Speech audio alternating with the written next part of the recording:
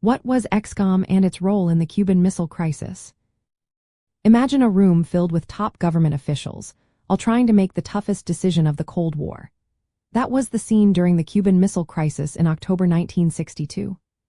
The group that played a key role in shaping the United States response was called the Executive Committee of the National Security Council, or ExComm for short.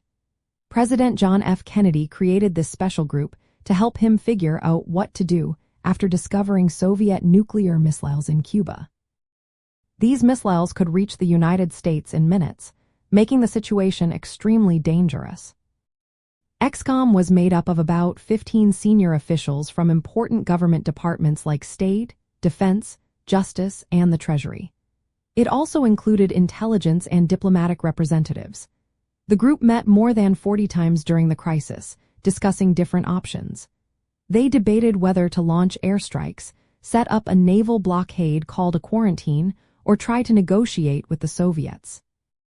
Their talks were intense, covering military plans, legal questions, and political risks. They even considered how the American and international public might react to each move. One of the main jobs of ExComm was to keep everything secret. The group worked behind closed doors to prevent leaks that could worsen the crisis. President Kennedy told them to carefully examine all options and only present a plan when everyone agreed or when disagreements were clear. This careful process helped avoid rash decisions that could lead to nuclear war. The discussions shifted from just removing the missiles to trying to prevent a full-blown conflict. In the end, ExComm advised the president to impose a naval quarantine around Cuba to stop more missiles from arriving. They also demanded the Soviets remove their missiles and prepared for possible escalation.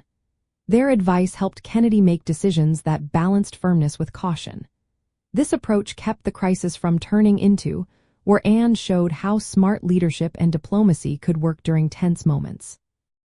Looking back at the 1960s, ExComm represents the intense decision-making behind the scenes during a time of great danger. It reflects how leaders used careful talks and strategic choices to steer the world away from disaster. The Cuban Missile Crisis and the role of ExComm reminded us of a time when global politics were shaped by brinkmanship and negotiation, shaping the course of history in that transformative decade.